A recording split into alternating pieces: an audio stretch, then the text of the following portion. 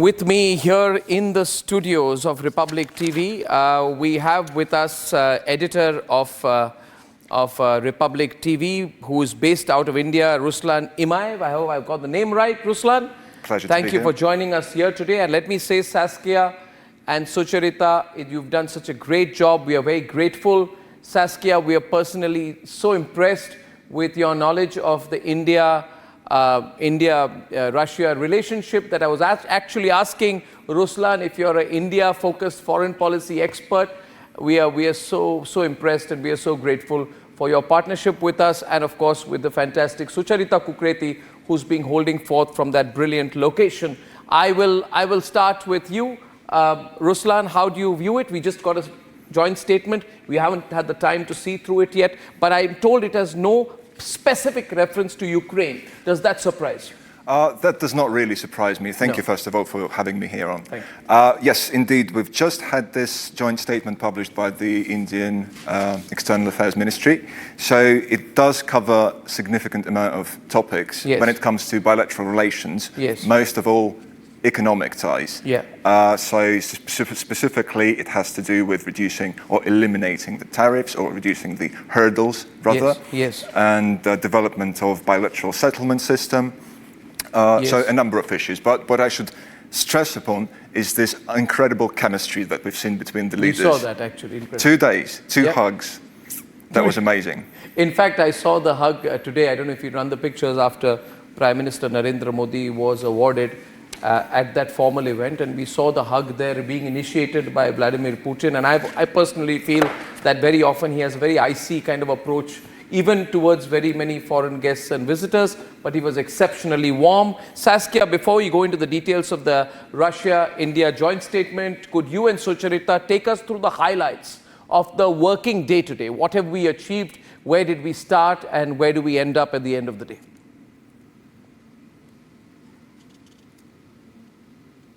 Right, Arnab, it has been a very, very eventful day for India-Russia ties, Saskia, and I think we've been talking about it since yesterday. India and Russia ties go back to many decades, and it has been a tie that has seen trade, culture, people-to-people contact. And today, right after Prime Minister Narendra Modi left, I think there was the joint statement, and also that informal conversation, the formal conversation, leading us up to a bouquet, a kitty for India and Russia. How do you see it, Saskia? Because I see it as an extension of ties that have been there for decades. Well, I think in a way that I see it in a way that two of us have joined forces. The intention is good, and the intention is to broaden friendship and partnership so that it benefits everyone. We're reaching how many more viewers because we've managed to partner up with this joint broadcast. I was thinking on it's not a vain note, but last night I went home, I suddenly looked at my phone, and I got hundreds of friend requests from the majority of Indian nationals. And I'm convinced that is because of you and me, because of what we've done. So I think that's the absolute foundation, that it's about friendship, and it's about reaching the people within India and within Russia, and obviously fostering beneficial relations. Yesterday we spoke about a changing world order, and today, Sorry, Arnab, go ahead. Sorry, Sucharita. I'm just so pleased that people across Russia on RT, across the world, and across India are watching this joint broadcast. I'm pretty pleased about that as Punch, and I know that a lot of people will be watching us in the West as well. And therefore, we must address the elephant in the room, Saskia and Ruslan, and with both of you here. We saw a statement, I would call it a meltdown, a mini meltdown from Washington, very controlled meltdown, where they said that we are very concerned about what's happening there with India and Russia talking. The US would like India to prioritize Ukraine, and we will keep our eyes peeled. We will keep our eyes peeled as to what Narendra Modi is talking about with Vladimir Putin. And so I wanted to know, and then we saw Vladimir Zelensky saying, I'm shattered, I'm disappointed, this is a devastating blow. How could Narendra Modi hug Vladimir Putin? And I think, being aware of that, Putin hugged him a second time. I just want to know how people in Russia are responding to it. I'm very keen to know, and then I'll take it forward with you. Saskia, to you first. You've been holding the show from there. What about this meltdown we've seen from America? You know what? I think it's almost got to a point where whether the West has a meltdown or not is entirely irrelevant. The West has tried to hijack the global agenda with the Ukraine issue on a number of occasions. And of course, the primary reason that they're doing that is to distract from their own, well, domestic woes, economic woes, their own internal political circuses. That's definitely true for the US. I mean, the state, as you mentioned, Arnab, yesterday, of the British political scene at the moment is an absolute shambles. That's your word, an excellent one. I'm going to steal it. And so we saw that with the G20, for example, how they tried to force the G20 agenda to be dominated by the Ukraine conflict. And India managed to bat that off. They said, no, there are other issues in the world that need to be addressed. So how about, instead of focusing on the negative, instead of focusing on criticism and condemnation, we focus on cooperation and collaboration.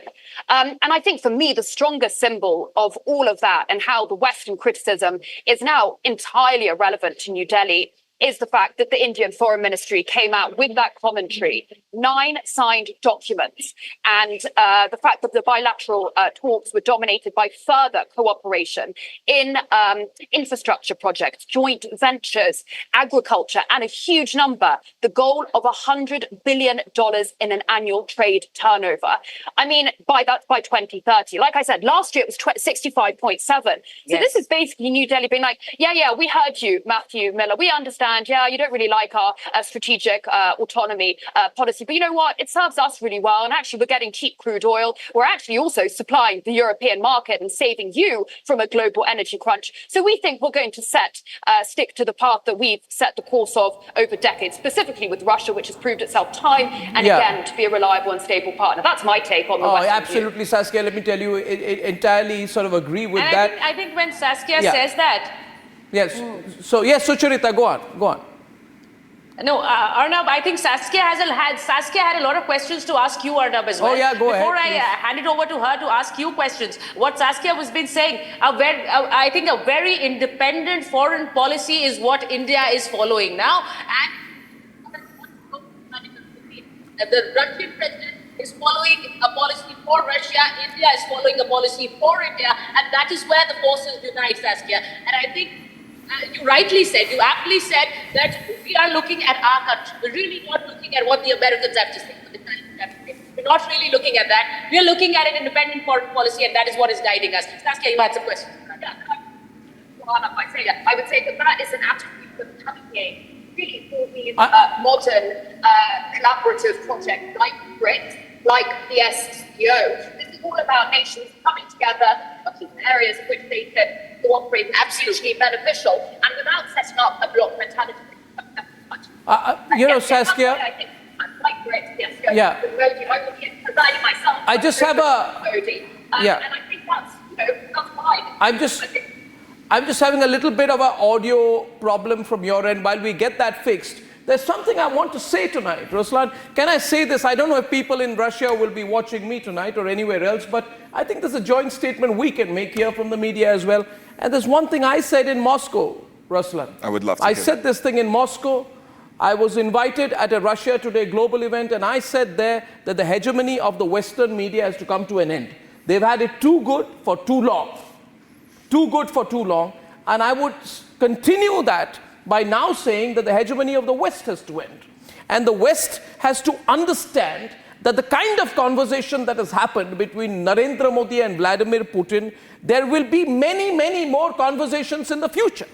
What they should ask themselves tonight is that Narendra Modi goes to Moscow and he calls for a dialogue, and President Putin listens.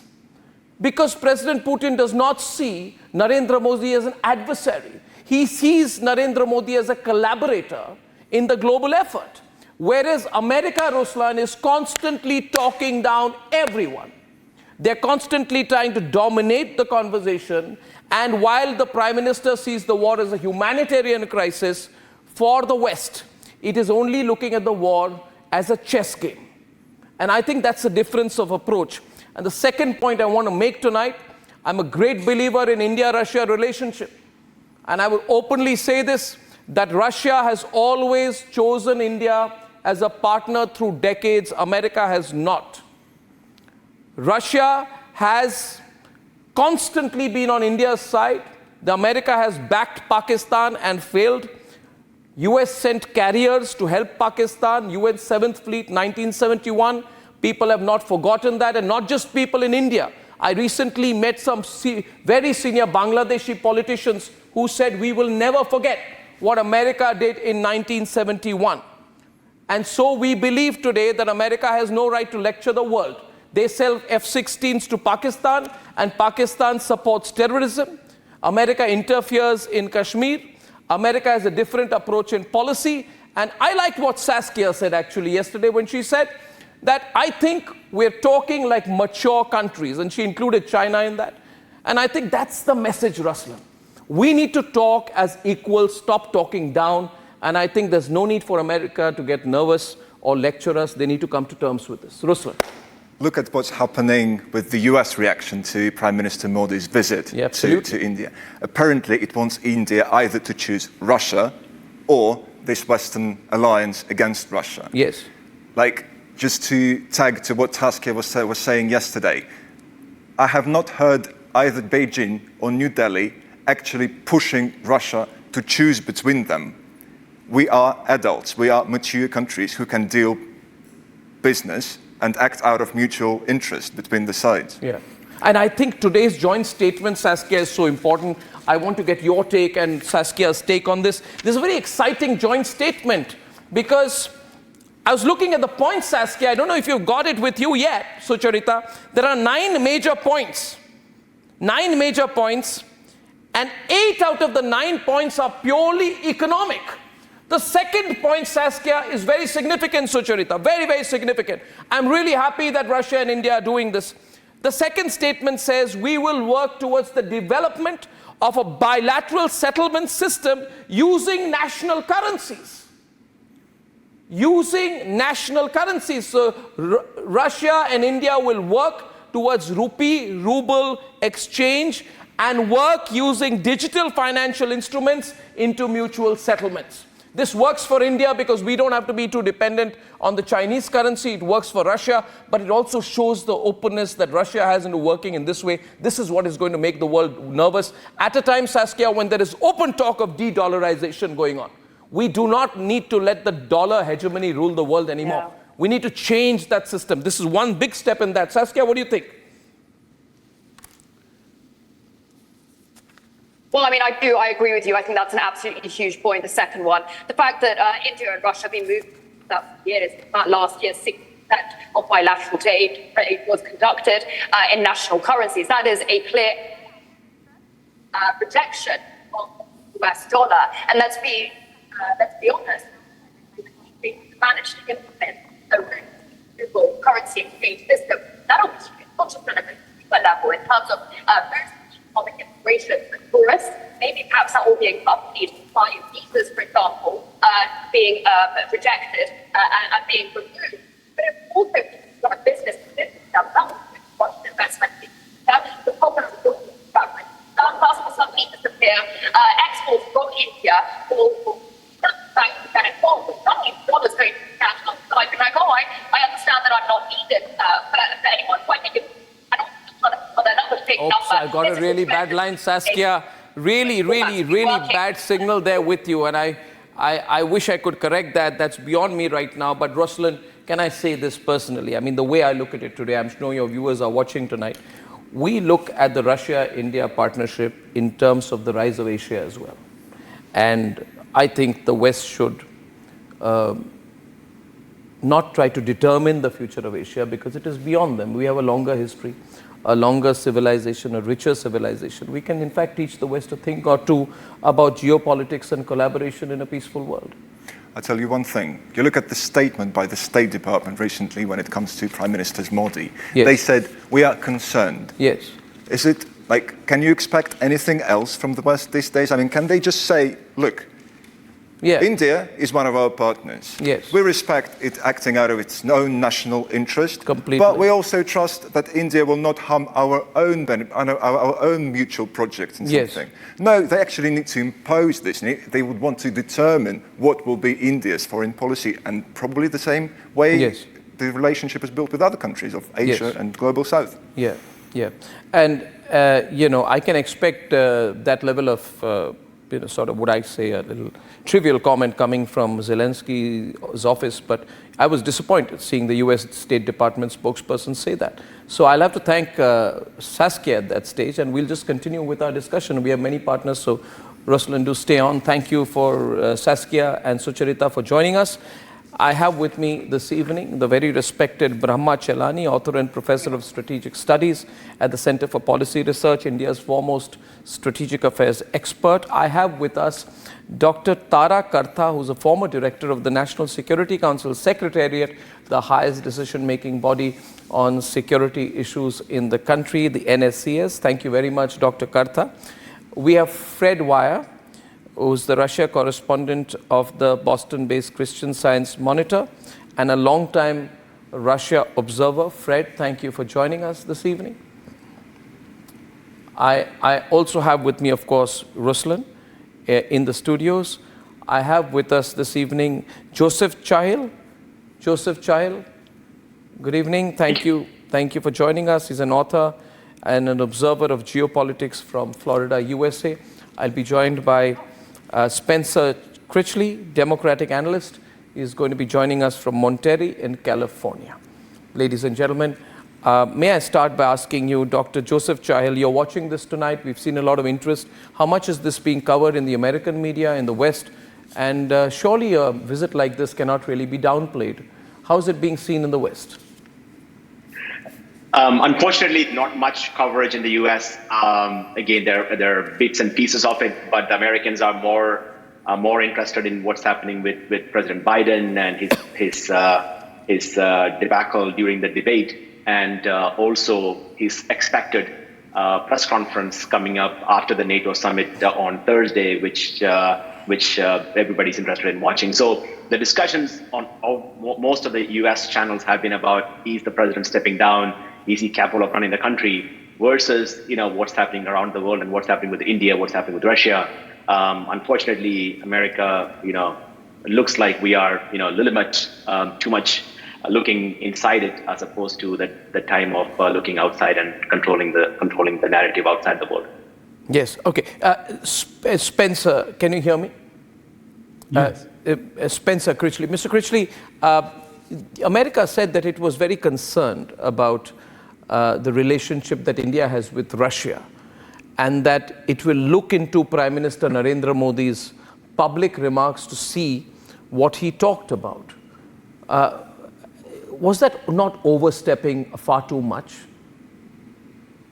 I don't see it that way. That seems to me to be fairly standard and measured diplomatic language. This is not a choice being forced between the United States and Russia, or the West versus East, or global North versus global South. Ultimately, this becomes a choice between the world of democracies and the world of authoritarian nations. And I think that's the major concern for all observers within the democracies. One of India's greatest points of pride, both as we see it from the perspective of the democracies, and as I know from observing, at least from the outside, for Indians as well, is that it's the world's largest democracy. And while all countries, including the United States, must speak with and even do business with, in many cases, other nations with whom they have fundamental disagreements or conflicts of interest, at a certain point there are choice points. And with a country like Russia, which is leading a worldwide resurgence of authoritarianism, I think India is going to find itself in some difficult choice points. And I'm not sure that a hug from Vladimir Putin at this point is doing Prime Minister Modi any favors, at least among the world's democracies. In what sense? Are we looking at diplomacy from a moral lens when you say that? I mean, let me put that question to Fred. Fred, we heard Mr. Critchley say there that a hug from President Putin is not going to do any good to Narendra Modi. I mean, beyond the moral argument here, which is trying to attempt to impose a moral argument, what is the insinuation there? Is Russia to be treated like a pariah? Is it not clear that that won't happen? It's impractical? Well, I think that the essence of the American position at this point is that there is a global confrontation between autocracies and democracies. It's a very ideological lens to view the world, a very complicated world, changing fast. And I don't know how much actual traction it has. You see, the one thing that you can tell from the visit, although it was friendly and warm and so on, it had virtually no ideological content whatsoever. Those 9 points are absolutely practical. They reflect two countries who, perhaps in a changing world, that's for sure, are discovering new mainly economic dimensions for their relationship, powering it forward. Of course, the world is assisting that because of sanctions. Supply chains are being ripped up and reshaped. And now India is a major a buyer of Russian coal and oil, creating a vast pool of rupee savings for Russian companies, which have to be spent, have to be invested. And I think that was behind the closed doors. I think that was a very big topic of conversation, see how to find the mechanisms for Russian companies to invest those huge savings, those profits in India or in buying more Indian goods. This is reshaping the relationship in an absolutely pragmatic way. The topics concerning the Ukraine war, I thought were very, very cautious. The two sides sort of stepped back. They said what they had to say. India does not approve of the Ukraine war. We know that.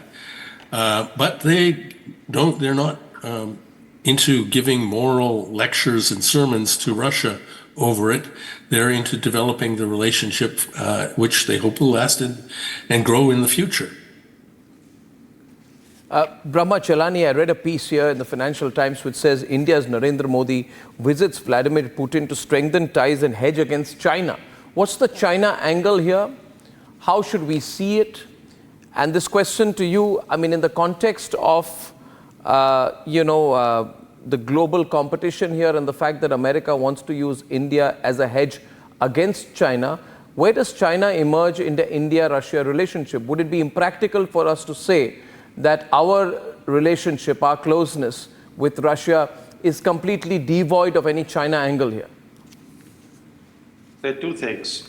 For more than 40 years, the US actively aided China's rise. Yes. In the process, it created a strategic rival of a type that the US has never faced before. This is the greatest strategic adversary that the US faces now. But in the process, it also created for India. It saddled India with a adversary bent on regional hegemony. In other words, the US policy of 40 years of aiding China's rise has imposed direct security costs on India. And now the Western policy is driving Russia toward China. And this makes it even more imperative for India to reinforce its ties with Moscow. A key motivation behind India's efforts to strengthen its relationship with Moscow is that it believes Russia can counterbalance China.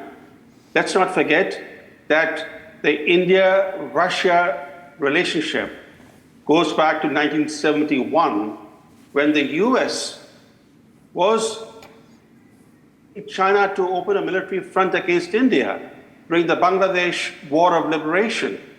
And it forced Indira Gandhi, then Prime Minister, to sign a friendship treaty with Moscow, whose security provisions helped deter China from opening a military front against India.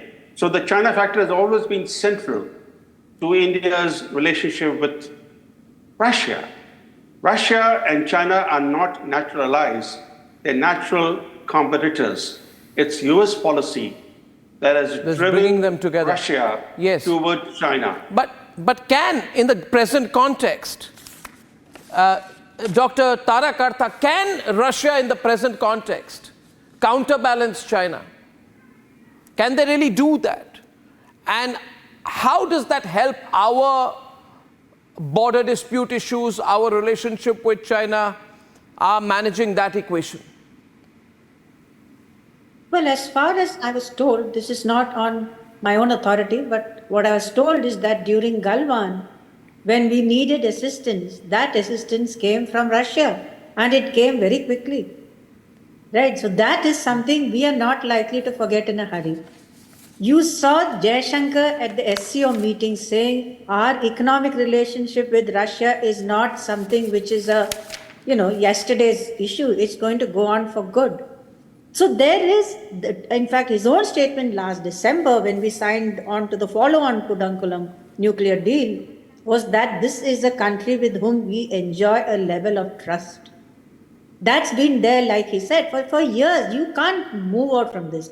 In that sense, Russia's comfort with China is not that great. So, they have a very real fear of Russia dominating in Central Asia, dominating in Siberia.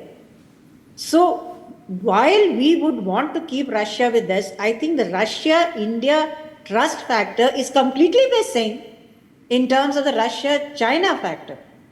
So this is a different relationship. So both need each other.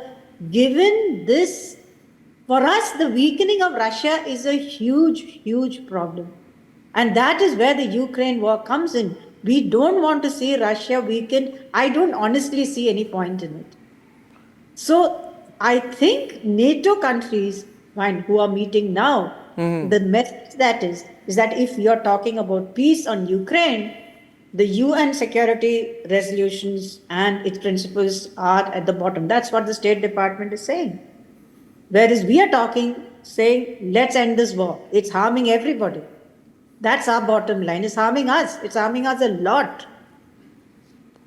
Dr. Karta, you've given a very interesting analysis of this, and I want to bounce this off you, Ruslan, where Dr. Karta, who's been with the National Security Council Secretariat, says that it is India and Russia who've been the closer and older relationship, historically, civilizationally, whereas it is Russia and China which would have been more adversarial because Russia sees itself as the larger power.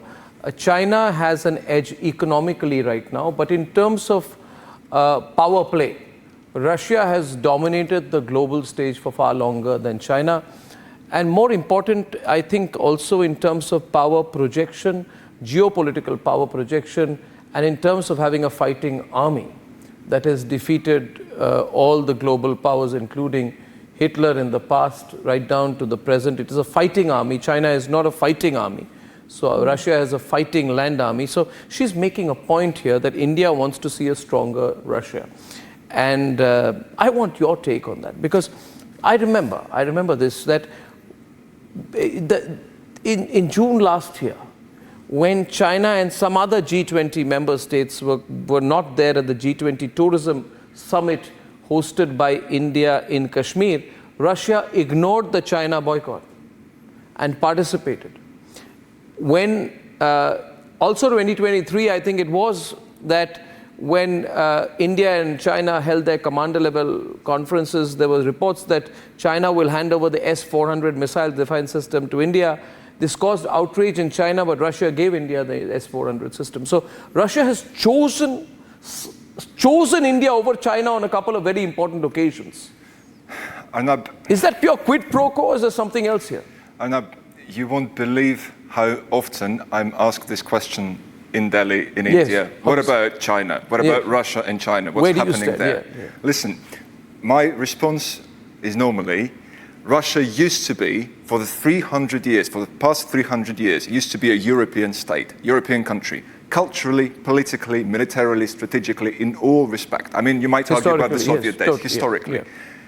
Now, we feel we've been mistreated. Our key concerns, our key security interests, our key economic interests in this relationship with the West, with Europe, have been ignored, neglected, brushed off, brushed aside. Russia is now reaching out to the rest of the world, to the countries that are joining this massive Western coalition, like 100+ countries that have not joined the sanctions. It reaches out to Africa, it reaches out to the Middle East, it reaches out to Southeast Asia, to China, to India, in an effort to build up the relationship and the partnership that is built upon this principle of mutual trust, mutual respect, transparency, predictability. And in this way, Russia is not choosing China over India or India over China.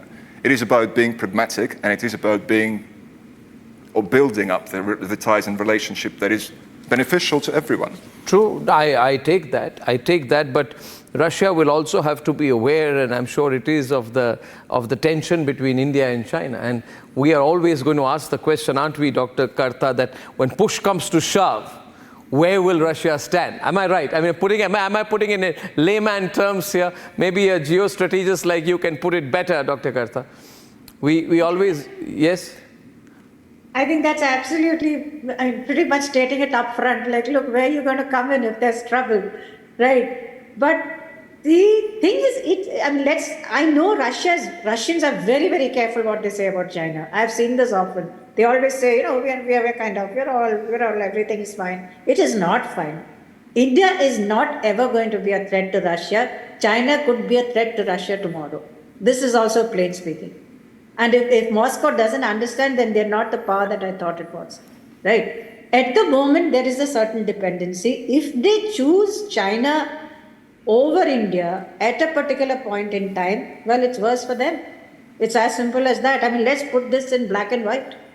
And please also remember, we are not a third-rate power. We are one of the largest. We are coming up the ladder in terms of our economy. Very fast. A very much larger economy than in terms of even Russia. So there's a lot going for backing us, for getting into the Indian market, for investing in this country. And most of all, I would suggest Russian R&D needs to move into India, because that is where they're failing. If they want to provide the next generation of weapons, which is their biggest exports is weapons, I mean, apart from oil, is the defense industry. You want to get going with defense industry. Right now, you're going to go towards sunset technology. You want to go to the next bed, you have to come into the startup ecosystem, which is in India. So we've got the cards here, and we will never, ever be a threat to Russia. China could be. I'm saying that again. I agree with you on that. I want to take one word from Spencer Critchley here.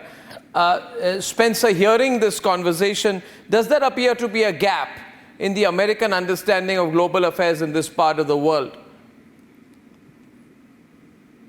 Well, I think it depends on who you're talking about. As one of the earlier speakers noted, unfortunately, the average American does not spend a lot of time paying attention to international news, partly because, with a very large, powerful country like this, people tend to get kind of self-involved just as a matter of human psychology. And also because America generates such an enormous flood of news, it's hard for Americans to see above that flood. I think, though, that for Americans who are following this situation, it is important, of course, to understand that the world looks different from India as it does from any other country around the world, as it may look from the United States. And as I said in my earlier remarks, it's also important to recognize that no country, including the United States, can expect to live in a world where they only talk to people who completely agree with them and whose interests are completely aligned with them. That said, I think it's naive, actually, to try to separate the moral view of international relations from the pragmatic or realpolitik view. And I think many people who consider themselves real politicians who try to see the world simply in terms of pragmatic national interests end up behaving in ways that in the long run become naive. And the United States has learned that to its own bitter experience when it's struck deals with authoritarian regimes, for example, in the past, thinking that it would work to serve the larger goal of defending democracy. And in many ways, the United States is still paying for many of those arrangements, going back to the overthrow of the Shah, of the democratically elected leader of Iran many decades ago, our experience in Vietnam, Central and South America. And I think that's an object lesson for the world. Yes. At a certain point, for pragmatic reasons, you must stand up for certain fundamental moral values. Yes, but of course, you're free to choose not to, but you'll end up paying the pragmatic price. But Spencer, I just want to add one thought to that, and before I hand back to our colleagues in Russia today, that the US also needs to realize that you are dealing with partners of matching capabilities, And, I don't think so. And therefore, you have converging interests. And I think there's a reason why Russia is isolated internationally, whereas the United States has allies around the world who do not have to be coerced. Spencer, you said that it depends on where you look at it from. I'm sure that where you're looking at it from in California, it looks like Russia is isolated. Let me tell you here, Russia is reaching out a lot, and people are reaching out to Russia as well. And from a position of weakness because of the weakness of their I'm giving you my ideology, perspective. You may not agree, but let me tell you, I have neutrality and you don't.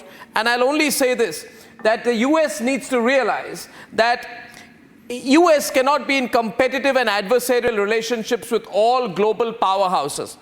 And I'm saying this, I'm no great fan of the Chinese, but whether China or Russia or India, right? We are global powerhouses. And it would be in the interest of America to deal with all global powerhouses as equal partners, to keep the past behind, to forget the proxy wars of the past, the proxy wars because of which Vietnam was devastated, the proxy war in Afghanistan, which eventually led to the Taliban's victory, the proxy war in Iran, under the false pretext of weapons of mass destruction. And I think we need to start afresh, ladies and gentlemen, and I think there's a great opportunity here. Ruslan, I'll have to wrap it up and hand over to your wonderful studios in Russia today. And I thank everyone for joining me till this point. The Prime Minister there landed, has come down and is now being asked to take the Guard of Honor. These are the pictures of Prime Minister coming out of the aircraft. We can cut to the Nat sounds as the ceremony begins. Prime Minister being received by Russian officials.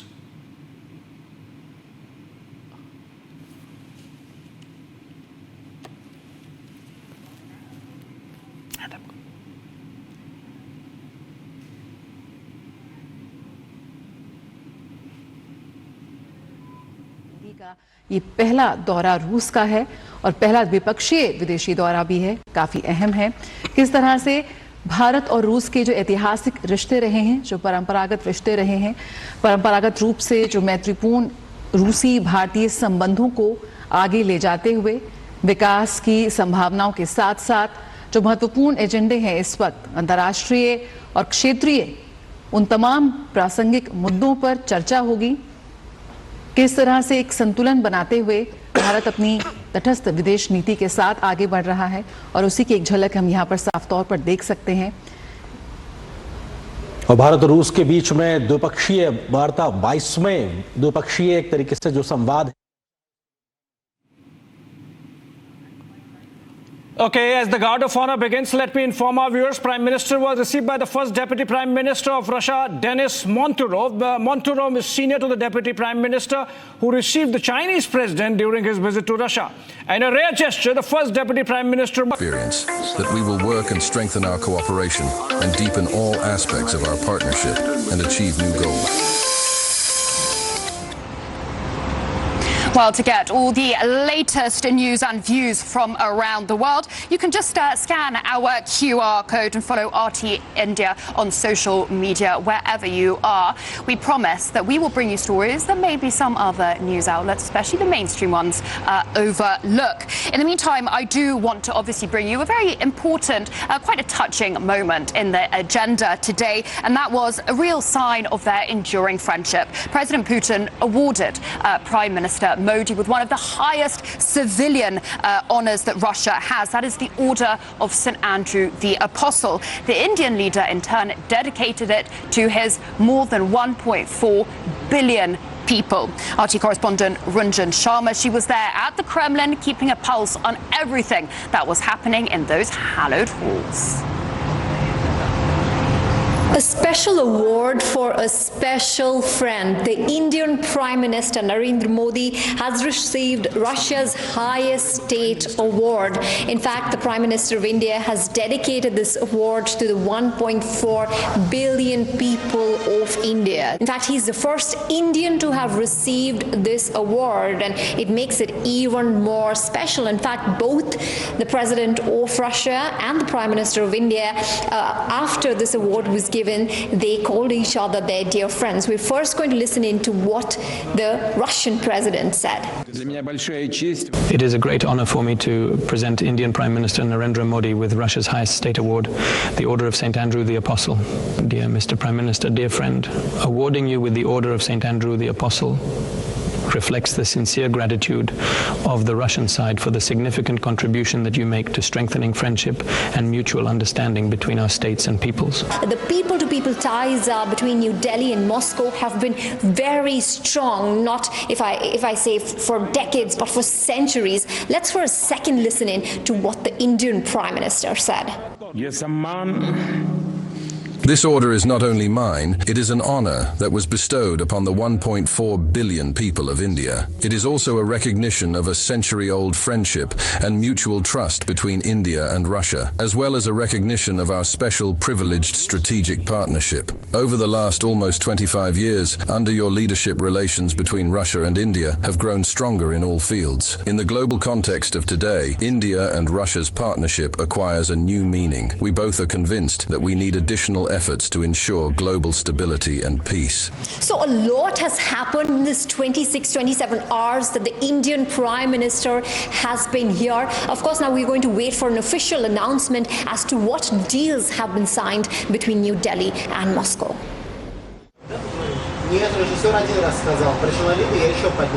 Well, the strong Russia-India relationship stretches back decades, really since formal diplomatic ties were signed in 1947.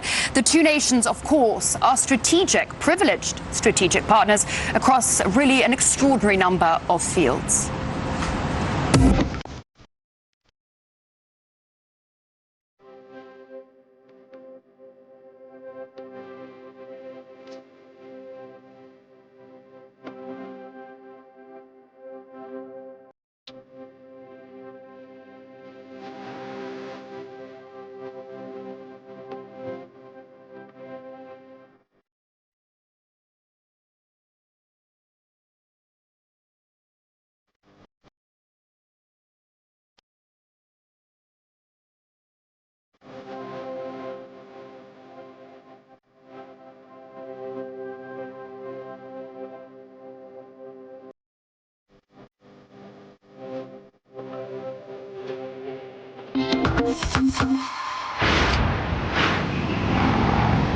Like I said, this is our joint special coverage. RT International is teamed up with Republic TV. We're trying to give you every aspect and looking at this visit from every angle. So I'm going to try and cross now to Republic TV anchor, the inimitable Arnab Goswami. I mean, Arnab, do you know what? I really want to get your view on one particular thing, and that is the art of diplomacy.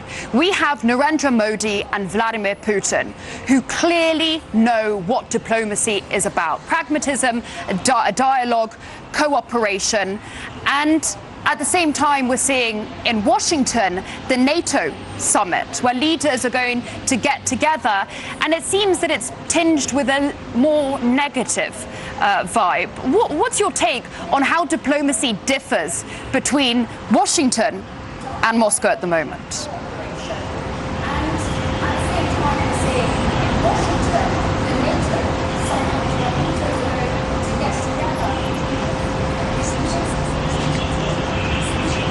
Yes.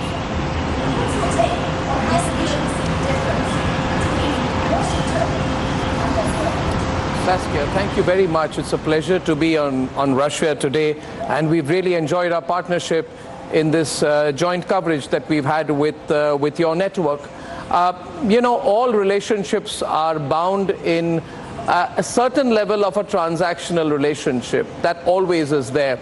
But what is special to the India and Russia relationship, Saskia, is the fact that there is a very deep element of mutual respect and shared history over a period of time, if the foldback can be reduced, please, is that there is a, I have an audio echo, if that can be corrected, please.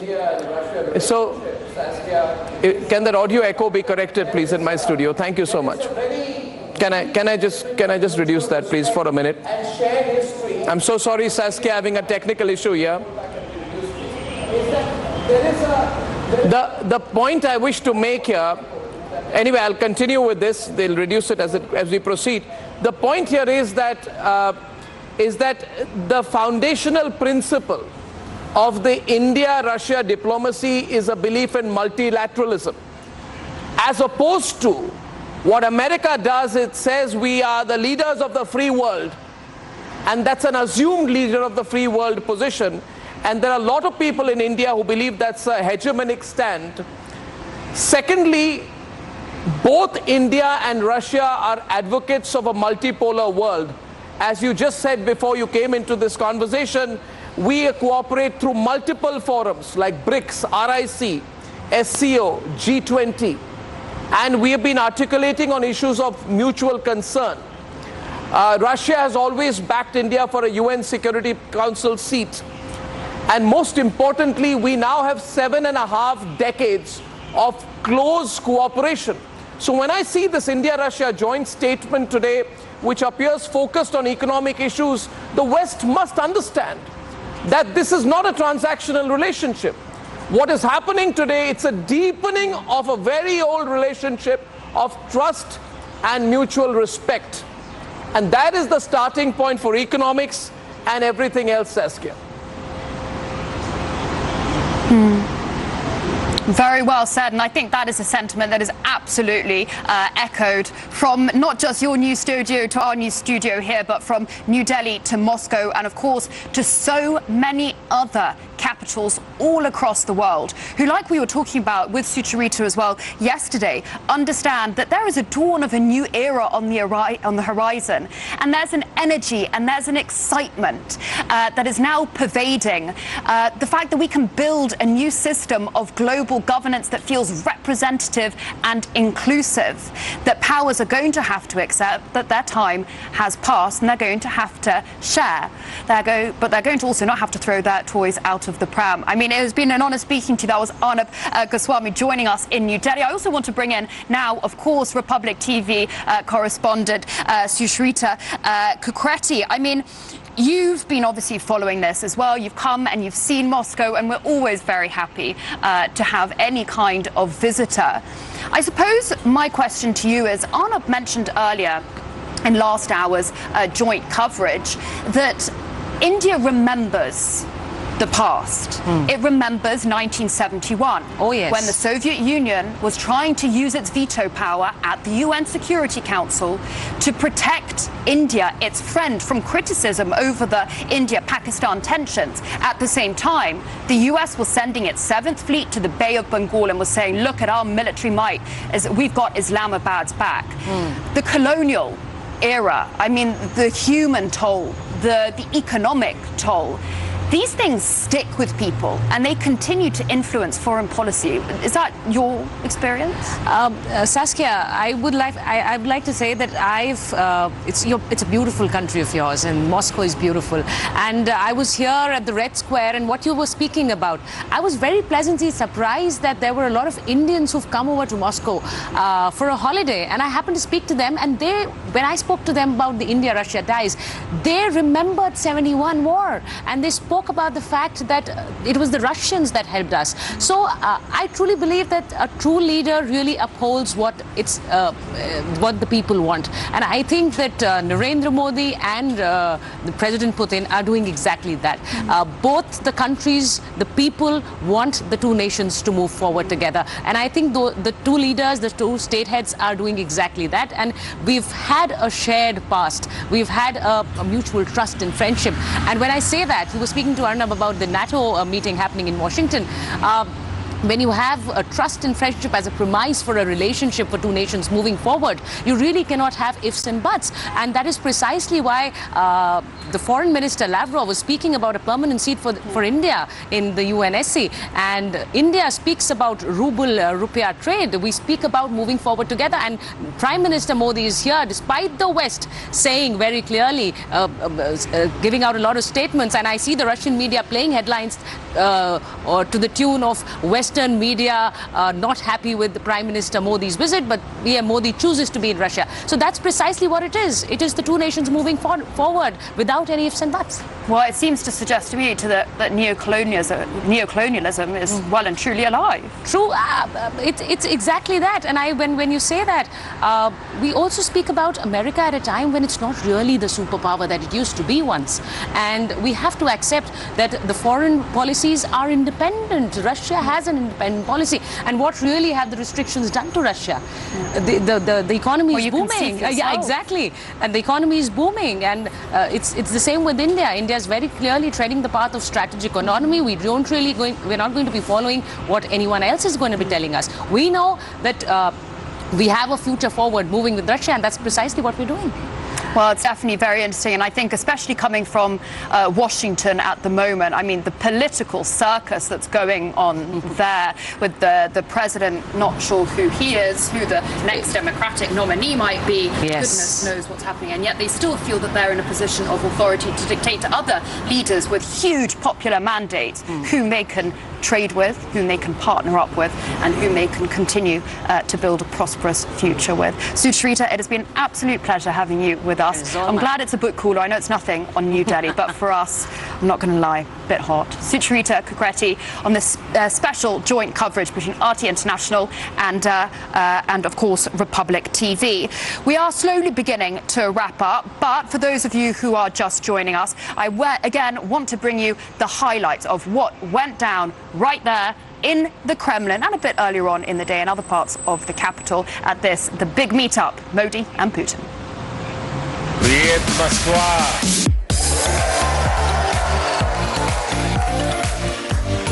Как дела? हमारे Russian friends इसे लुजवा कहते हैं।